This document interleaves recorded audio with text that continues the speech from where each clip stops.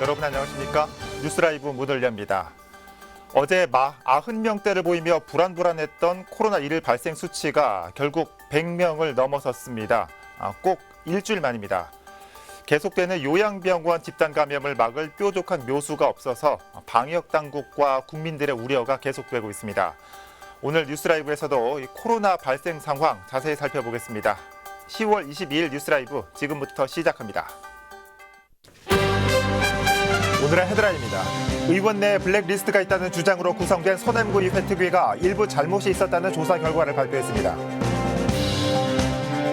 서대문구 주민대회가 1만 주민투표를 선포했습니다. 주민들이 필요하다고 생각하는 예산처에 대한 투표가 일주일간 진행됩니다.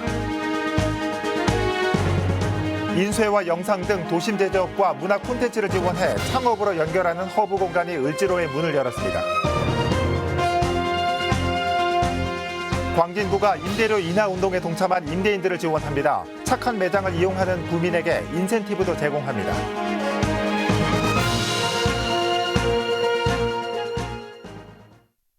서대문구 의회 내 의원 블랙리스트가 있다는 한 의원의 호소에 따라 이달 12일 이를 조사하기 위한 특위가 꾸려진 가운데 최근 조사 결과가 발표됐습니다. 특위는 특정 의원을 블랙리스트로 오해할 수 있는 사실관계가 있었다고 결론 지었습니다. 조성협 기자의 보도입니다. 지난 9월 서대문구의회 이모 부의장은 의원 연구단체의 심의위원장인 외부 인물이 박모 의장 등의 압박에 의해 임기를 못 채우고 그만뒀고 그 과정에서 자신이 의회 내 블랙리스트에 올랐다며 목소리를 높였습니다. 사안의 중요성이 크다고 판단한 의원들은 블랙리스트 진상조사를 위한 특위를 구성했고 이달 20일 일주일여간 활동을 종결하고 조사 결과를 발표했습니다. 특위 측은 박모 의장이 의원 연구단체 심의위원장과 통화한 사실이 있고 그 과정에서 이모 부의장의 이름을 거론하며 위원장의 사퇴를 종용한 것으로 오해할 만한 잘못을 했다고 판단했습니다. 이에 따라 특위는 박모 의장에게 공식적인 사과를 요구했고 박모 의장은 유감을 표명했습니다. 말과 행동이 상대방을 불쾌하게 했다면 자신을 깨닫는 계기로 삼겠다는 내용입니다.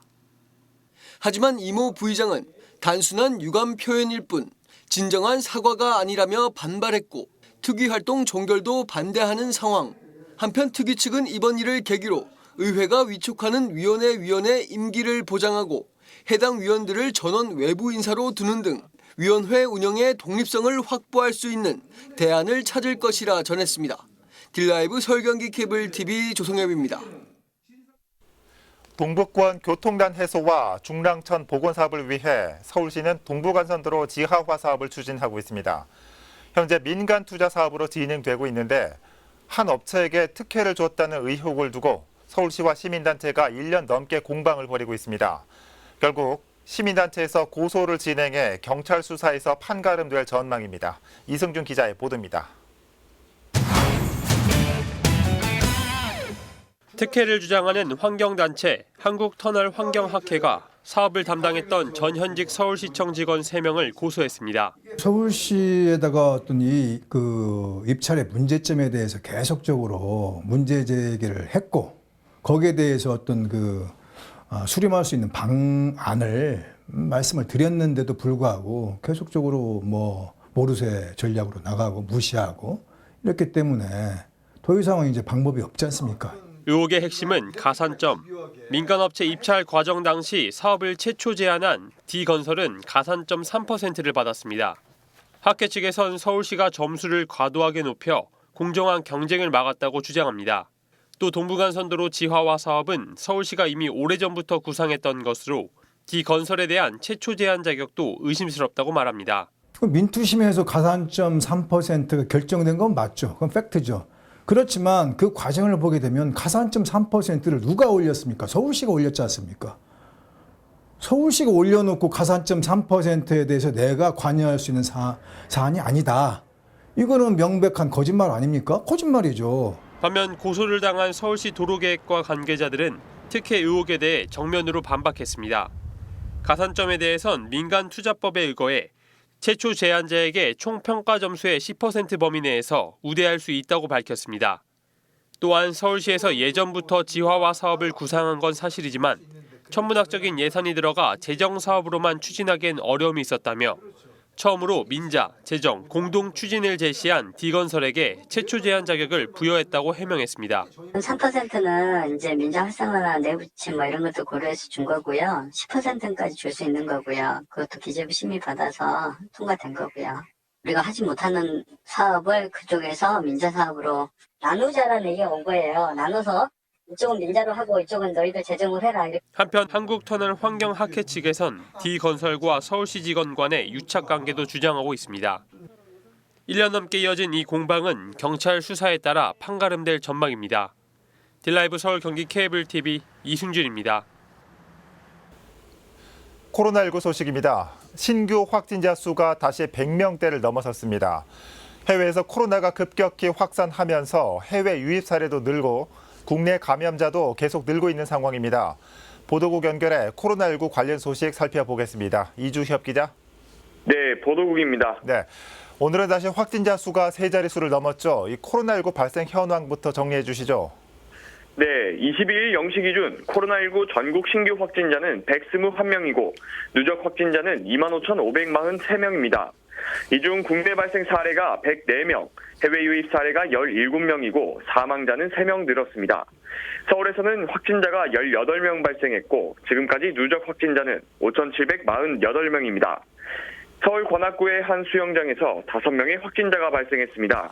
수영장은 특성상 마스크를 착용할 수 없어 방역 취약 지역 중 하나인데요. 방역당국은 확진자와 접촉한 인원이 260여 명으로 파악된다며 현재 이용객을 대상으로 전수조사를 진행 중입니다. 이외에도 서초 강남지인 모임과 도봉구 다마병원, 잠원 의료기 등에서 확진자가 추가됐습니다. 네, 지역 감염 범위가 갈수록 커지고 또 해외에서 유입되는 사례도 늘고 있어 우려되는 상황입니다. 이 방역 당국은 어떤 대응책을 가지고 있습니까? 네, 지역별 분야별로 워낙 다양하기 때문에 서울을 기준으로 시행되는 몇 가지 대응책을 정리해드리면 먼저 오늘부터 다음 달 4일까지 2주간 요양병원이나 정신병원에 대해 전수조사를 진행합니다. 또 거리두기 완화 이후 주점이나 클럽으로 젊은 층이 몰리면서 방역수칙이 잘 지켜지지 않고 있는데요. 서울시는 방역수칙 위반 업체에 대해 즉시 퇴출제를 적용해 강도 높은 단속에 나선다는 계획입니다. 또 가을철 야외 활동이 많은 것을 고려해 이달 28일까지 놀이공원이나 유원지 주변의 음식점과 다중 이용시설을 점검합니다. 지금까지 보도국에서 전해드렸습니다. 네, 이주협 기자 수고했습니다. 코로나19 발생 상황 살펴봤습니다.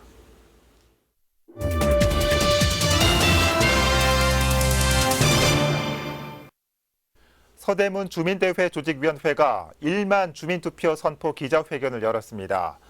1만 명의 주민 뜻을 모아 가장 필요한 곳에 세금을 쓰도록 구청과 의회에 건의하겠다는 건데요. 이에 따라 위원회 측은 이달 29일까지 일주일간 민간투표를 진행합니다. 보도에 조성협 기자입니다.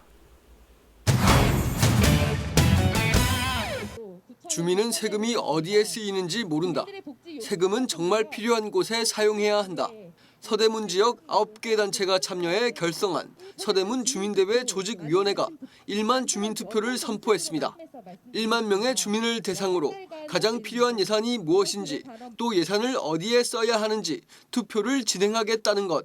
이번에 주민 요구안을 받으면서는 가장 많이 이야기를 한 것이 구청이 구의회가 나의 세금으로 무엇을 하는지 알 수 없다. 그것이 정말 필요한 곳에 쓰였으면 좋겠다는 이야기였고 투표 항목은 크게 두 가지입니다. 첫 번째는 서대문구의 역점 사업 중 하나인 홍제 지하보행 네트워크 사업과 관련한 것입니다.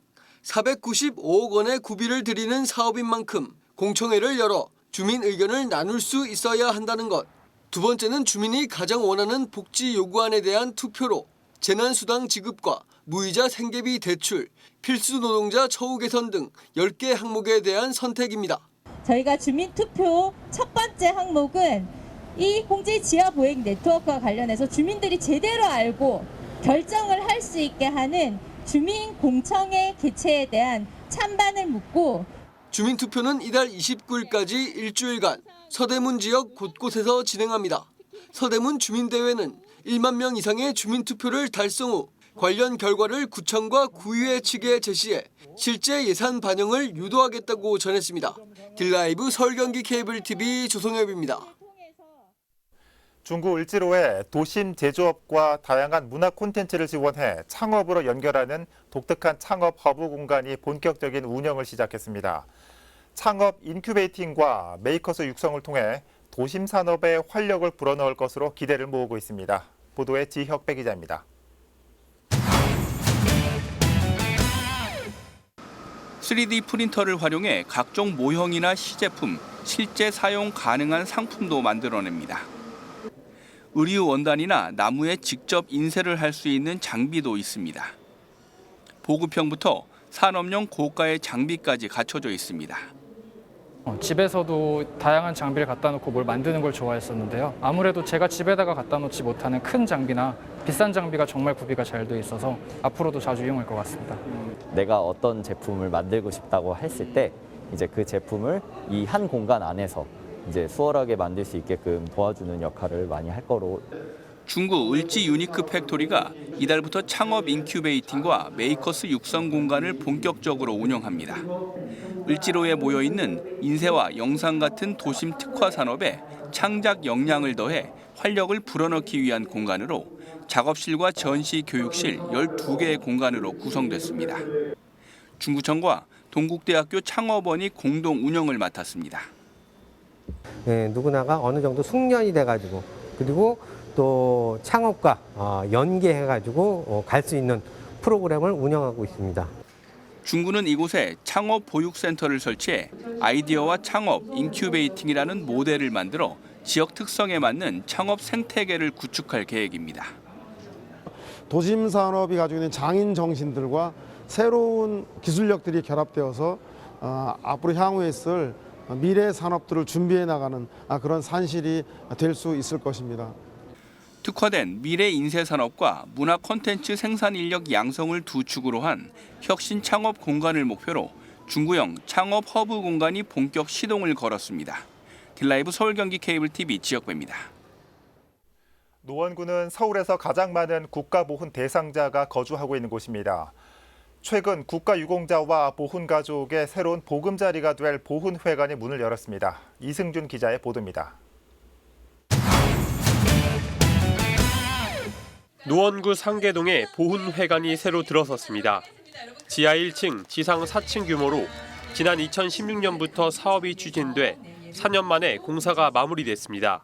공간 틈틈이 알차게 우리 보훈가족 여러분들 독서도 하고 바둑도 두고 장기도 두고 노래도 하고 영화 감상도 할 수 있는 그런 다양한 시설을 구비를 해놨으니까요. 잘 즐겨주시면 감사하겠습니다. 노원군의 보훈 대상자는 모두 7,600여 명. 그동안 뿔뿔이 흩어져 있던 9개의 보훈단체가 보금자리를 찾았습니다. 각 지회 사무실뿐만 아니라 체력 단련실과 오락시설, 식당 등 편의시설도 마련됐습니다. 호국의 주역으로서 명예를 자랑스럽게 여겨서 서로 의견이 다르더라도 먼저 배려하고 협력하여 똘똘 뭉쳐 다른 단체의 모범이 되었으면 합니다. 노원구는 앞으로 보훈 대상자의 지원도 확대한다는 계획입니다. 딜라이브 서울 경기 케이블 TV 이승준입니다. 코로나19로 가게 운영이 어려워진 소상공인들을 위해 임대료를 할인해주는 착한 임대인 운동이 곳곳에서 펼쳐지고 있습니다. 최근 광진구는 각종 인센티브를 마련해 착한 임대인 운동 확산에 나서고 있습니다. 이혜진 기자가 보도합니다. 15년째 한 곳에서 식당을 운영 중인 조승길 씨. 그동안 많은 고비가 있었지만 코로나19 확산은 폐업을 고민한 만큼 타격이 컸습니다. 매출은 반토막이 났고 임대료와 인건비 지출은 그대로다 보니 매달 적자를 보고 있는 상황입니다. 그나마 건물주가 이달부터 올해 말까지 임대료의 일부를 인하해준다는 소식에 답답했던 숨통이 트였습니다. 여러 가지 질병, 세계적인 그런 게 있었지만 그때도 좀 어려웠는데 이번에는 말도 못하게 어려워요. 그리고 임대료뿐만이 아니고 인건비, 여기 관리비 이런 거 포함돼서 나가는 거는 똑같아요. 어렵다고 감회하거나 그런 거는 없어요. 이처럼 코로나19 여파로 소상공인들의 어려움이 커지고 있는 가운데 광진구가 착한 임대인 운동 확산에 나섰습니다. 올해 3월 이후 임대료 인하 운동에 동참한 임대인들에게 인센티브를 지원하기로 한 것. 최대 2천만 원까지 무이자로 대출을 해주거나 매달 10만 원의 승강기 안전점검 수수료를 지원할 방침입니다. 이제 코로나 전국이 장기화됨으로써 소상공인 자영업자들이 모든 분들이 다 힘든데 임대인들도 힘들죠. 힘드는데 고통분담 차원에서 저희들이 절박하게 호소를 하고 있습니다. 그래서 임대료 인하에 동참해 주신 임대인분들에게 일단은 금융 지원을 하려고 합니다. 그 결과 현재까지 개인과 법인 등 43곳의 임대인이 동참 의사를 밝혔습니다. 이들이 임대해준 230여 개 점포가 임대료 인하 혜택을 보게 된 것. 코로나19로 임대인도 힘든 상황이지만 임대료를 감당하지 못해 공실이 생기고 상권이 침체되는 악순환이 생길 수 있기 때문에 임대료 인하는 상생의 기회가 될 수 있을 것이란 기대감이 커지고 있습니다. 소상공인들하고 저희들이 더불어 상생하는 어떤 관계에 있기 때문에 그분들이 용기를 내서 열심히 또 저 사업체를 운영하시고 돈을 버셔야지 저희들도 또 상권도 활성화되고 저희들도 장기적으로 좋아지는 거 아닙니까? 한편 광진구는 다음 달부터 착한 임대인의 매장을 이용한 뒤 이를 인증하면 매주 30명을 추첨해 광진사랑 상품권을 지급할 계획입니다. 딜라이브 서울 경기 케이블 TV 이혜진입니다. 중구가 추진하고 있는 어르신 공로수당 사업. 시작 전부터 난색을 보여왔던 정부가 급기야 사업에 제동을 걸었습니다. 어르신 공로수당 사업이 다른 사업으로 대체될 예정인 가운데 정책 실패라는 비난을 피하지 못하게 됐습니다. 지혁배 기자입니다. 중구는 지난해부터 만 65세 이상의 사회적 취약계층 13,000여 명에게 매달 10만 원씩 어르신 공로수당을 지급하고 있습니다. 하지만 보건복지부는 다른 지자체와의 형평성, 중복 지급 등의 문제로 난색을 표했습니다. 결국 복지부는 지난 6월 기초연금의 10%에 해당하는 국비 31억 원을 감액하는 페널티를 부여했습니다.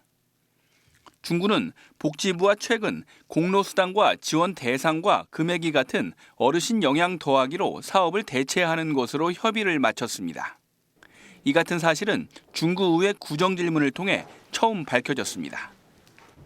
어르신 영양 더하기 사업이라는 신규 사업을 협의한 것인데도 지원 대상과 지원 금액이 공로수당과 동일하다는 것을 내세워 마치 공로수당을 협의한 것처럼 허위 보고한 것은 중구의회와 중구민을 기만하는 행위여서 서양호 중구청장은 공로수당이 다른 사업으로 변경됐지만 지속 추진된다는 데 의미를 두었습니다. 식당 등 음식점과 슈퍼 등 식품점의 사용은 유지되고 나머지 30% 사용처가 제한받게 되는 것입니다. 따라서 그 70%를 지키기 위해서 30%를 포기하는 것이지. 정부의 페널티 부과에 대해서는 과도하다며 취소를 주장했습니다. 중구의회는 이런 상황을 감안해 야당을 중심으로 페널티로 부여받은 31억 원에 대해 기초연금에서 삭감하는 수정안을 발의했습니다. 정책 실패를 묵과할 수는 없다는 이유입니다. 행정을 잘못한 부분은 인정을 하시고 그다음에 선 사과도 없이 무조건 되고 이 부분은 어르신들이 어디가 줘야 된다. 주머니 싼 돈 같은 줄 수 있죠. 이건 여러 군데 세금을 걷어갖고 집행하는 거 아닙니까? 서 구청장은 기초연금 삭감은 상위법에 위배되는 위헌 소지가 있는 만큼 재고를 요청했습니다. 이번 기초연금 문제는 공로수당과 별개인 기초연금 대상자에게 직접적 피해가 돌아가는 것인 만큼 기초연금 문제는 이번 의회에서 통과시켜 주시고. 일부 여당 의원들의 반발 속에 결국 기초연금 삭감안은 의회를 통과했습니다. 임시회에서는 구청장 역점 사업으로 추진되는 시설관리공단의 공사 전환과 복지서비스재단 설립안도 또다시 의회의 문턱을 넘지 못했습니다. 딜라이브 서울경기 케이블TV 지역배입니다.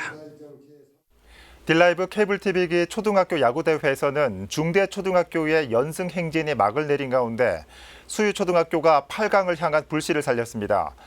대회 막바지를 향해 달리고 있는 딜라이브 케이블TV기 초등학교 야구대회 상황을 박영찬 기자가 정리했습니다. 파죽의 4연승을 기록하던 중대초등학교의 연승 행진이 막을 내렸습니다. 지난 20일 열린 딜라이브 케이블 TV기 초등학교 야구대회에서 중대초는 선발 김단과 김시영, 류호영이 4이닝 동안 삼진 9개를 잡아내며 호투했지만 중심 타선이 좀처럼 힘을 내지 못하면서 0대0 무승부를 기록했습니다. 중대초는 1회부터 선발 김단이 수유초 전우현을 상대로 첫 삼진을 잡은 데 이어 4회부터 6회까지 중대 류호연과 김시영이 수유 타선을 상대로 번갈아 삼진을 잡아내는 호투를 펼쳤습니다. 타선에선 중대 김준형이 잇따른 좌전 안타로 강공을 펼쳤지만 점수를 내는 데는 역부족이었습니다. 수유초는 우완 선발 범재원과 김한준이 투톱으로 나선 가운데 경기 내내 내야와 외야가 중대 타선을 올가매는 호수비를 펼치며 대등한 경기력을 선보였습니다. 집중력을 잃지 않았나 생각하고 앞으로 최선을 다해서 딜라이브 우승까지 노려보겠습니다. 중대초 화이팅! 수비 부분에서 많이 강했는데 타자에서는 좀 약했던 것 같아요. 대회 하나 더 있지만 이대회가 더 크니까 우승한만 하자. 화이팅! 초등 야구의 산실 딜라이브 케이블 TV기 초등학교 야구대회 결승전은 오는 26일 딜라이브 채널 1번에서 생중계됩니다. 딜라이브 서울경기 케이블 TV 박영찬입니다.